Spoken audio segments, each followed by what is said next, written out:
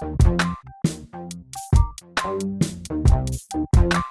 here with the Digital Digest, and today I wanted to share a quick unboxing and certainly not a first look at the Sony G-Series full-frame PZ 16 to 35mm f4 lens. Now this retails for roughly $1,200 US, and I've already reviewed it. It is, in my opinion, one of the best wide-angle zoom lens ever made by Sony, especially for its price point, especially when taking into account that it is so incredibly light.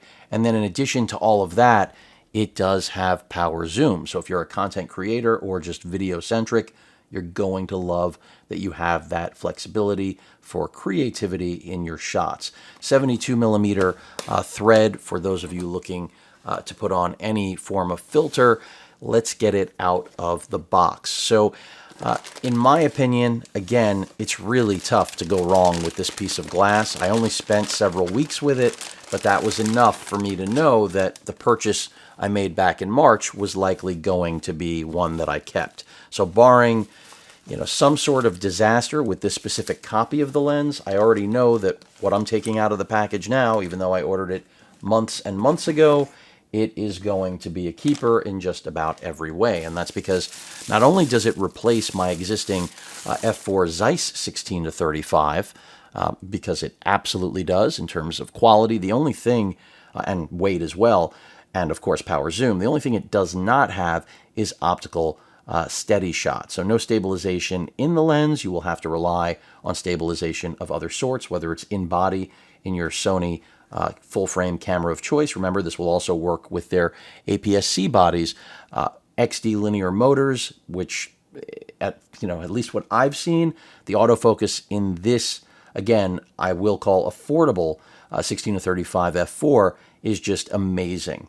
And it pretty much bests everything that I presently own from Sony. So what is not to like? So again, a really nice piece of glass. Pop off the lens hood here. Well, not pop it off, but unwrap it. And it's nice that we still get a little travel bag from Sony, but I expect all of that good stuff.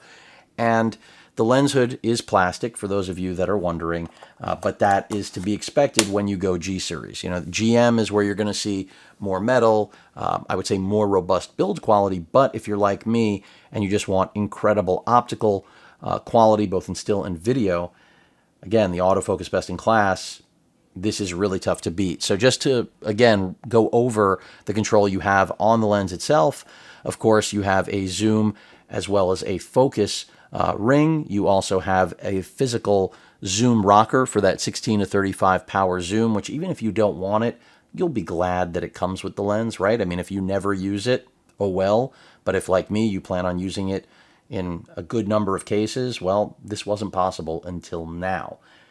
And then, of course, we have a programmable, customizable button there, our autofocus switch. Come around to the other side, the right side of the lens, you have your click on-off switch. If you're wondering what that's for, it's for your aperture. So you can leave that in auto, obviously, or take it into the full range of the glass. And we have an iris lock here, again, reminding you that this is a hybrid piece of glass that's going to do well for video purposes as well. So basically, the iris lock is pretty simple. So when it's locked, you are locked in either auto or manual. If you unlock it and go to manual, so let's say we're sitting at f4, right, wide open, and I lock it, it will not lock it in the range where you left it. It will simply lock it in manual. So you will not be able to switch to auto. And I covered this in my review, something that I think is important to point out because people might think that once you flip the iris lock, you're locked into a certain aperture, but that's just not the case. One of you recently complained that the lens is predominantly plastic, and I'll tell you, as someone with back problems, as long as it still performs, as long as it still has weather sealing to some effect, which Sony has stated that it does, I pretty much baby my equipment. Now, I know that doesn't apply to all photographers, right? There are plenty of you out there that are going to get things, well, I don't want to say messed up, but you're going to put it through the ringer, and that depends on the sort of photography you shoot, and I totally get that. So with that in mind, let's remember that not everybody is going to beat the crap out of their gear. And for people like me, this lens is going to predominantly stay in my studio recording content like we're doing right now, except no focus breathing issues and it's going to get just as wide and just as long as I could ever possibly need. Because even though it tops out at 35 mil, which some of you may say, well, that's not enough, remember, we do have clear image zoom on board, and that can be achieved remotely. You can also, of course, using a Bluetooth remote commander or the Bluetooth grip that is, I would think, pretty popular these days, that launched several years ago. You can control that 16 to 35 mil range, as well as, again, clear image zoom. So you really do have remote control of this lens if you're with me, and hopefully you are. And then when I compare the older Zeiss 16 to 35, this is still an excellent lens. It was priced at a much higher price point than this brand new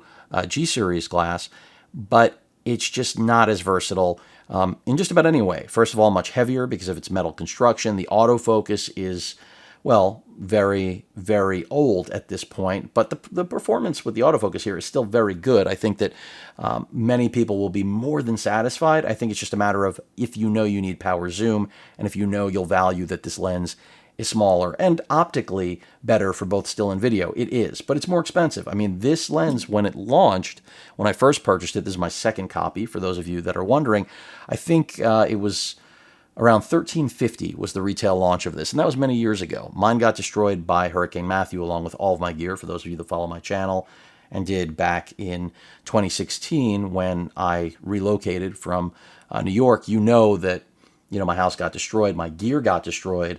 Gear was the least of my problems. I mean, I had stuff that was not replaceable, but I immediately went out and rebought this lens because it's just one of my favorites. And now I think it sells for roughly $1,000, but I still would not recommend it today over the brand new, much lighter piece of glass that I just unboxed, simply because this is more versatile, as I mentioned. The only thing that the old Zeiss copy has going for it at this point is really, it's all metal construction, if that does it for you.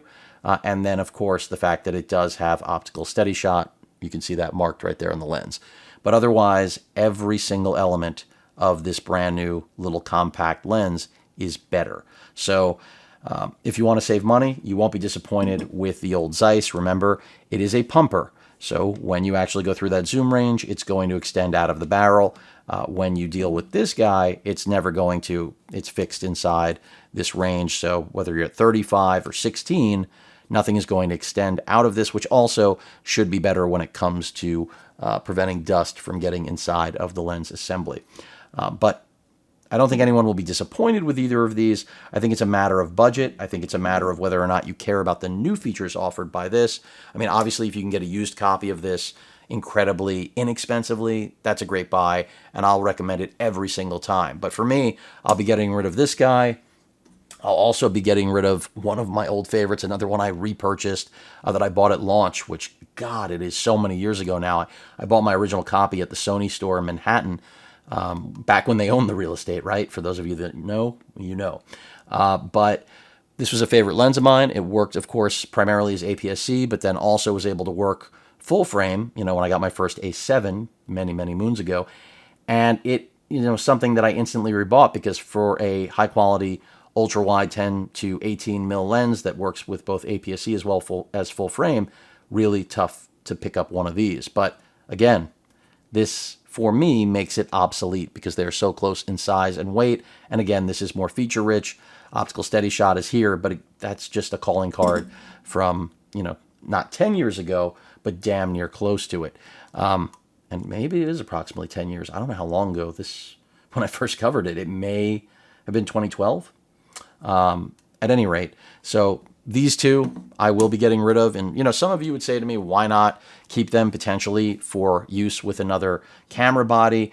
I mean, I just don't see the need for me personally. So it's something where this absolutely, it's time to go. If anything, I would hold on to the Zeiss 16 to 35, but I've got a lot of glass to clear out at this point. So it's just one of those things. I mean, this even, believe it or not, makes me wonder how much I need this little old ditty anymore. And this is a favorite of mine, the Zeiss 55, if I can bring it into focus here. Just an excellent, really compact piece of glass, but really not hybrid like I would like. More of a still special than a video special. I'm probably not going to get rid of it. I just have a feeling once I get this in my bag, even though it tops out at 35, it still could assume a lot of the use that I would have had for this old 55mm f1.8. And even though it's, faster at f1.8, again, it's just another lens that I could potentially dump with this new 16 to 35, as that possibly just scratched itself.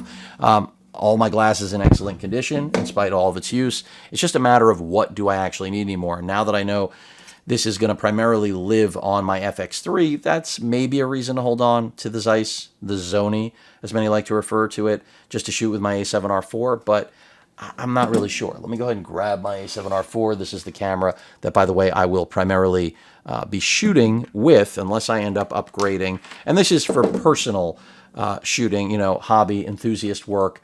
I'm not running out on a shoot, and here on the channel, everything you watch is shot by my trusty FX3. Love that camera, highly recommend it. Of course, you can go with an A7S III, but there you have that look and feel. It's just, from a fit and finish standpoint, totally, in my opinion, perfect. It looks the role. The G series language, design language now follows everything from, of course, the G Master line, and I just think they've done a wonderful job with this.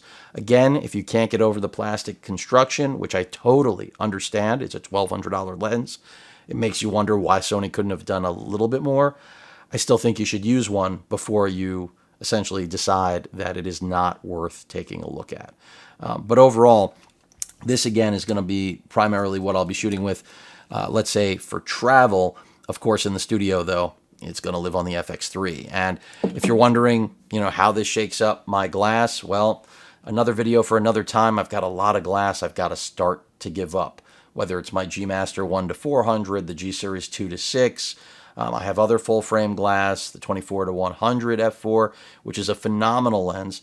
And that doesn't get eaten by this. I still feel like this plus, that good old G Series 24 to 105, I feel like these are the two easiest lenses now for me to recommend in the entire Sony lineup. If Sony, gives us a new version of this, it'll go a long way. If not, I feel like this is ideal for anyone who's just getting started in full frame photography. Granted, neither of these are inexpensive, but these two lenses represent, in my opinion, the best bang for your buck and give you a complete kit really in two pieces of glass. Now, of course, if you're looking to get to telephoto aspirations, then you're going to need to go with some of that G Series white glass that's in the corner. But for everything else you could possibly shoot in a still and video world, these are the two that I personally would recommend without any hesitation to just about every user out there, including those of you doing professional work. Because if you think that these pieces of glass are not going to live up to your needs, even at f4, they're going to be able to take care of most situations. But that's it. I'm really excited to start shooting with this, and I think all of you will be enjoying just how good this little beauty is once it's working full time. And I think you'll notice there'll be a lot less focus breathing, and I'll just have a lot more flexibility. I mean, I shot with it both here in the studio and out and about for the 2 weeks I had it before the review, and I fell in love. The rest is history. Any questions or comments, please feel free to post them. Hit that like button. And as usual, please feel free to subscribe, and please stay safe. Later.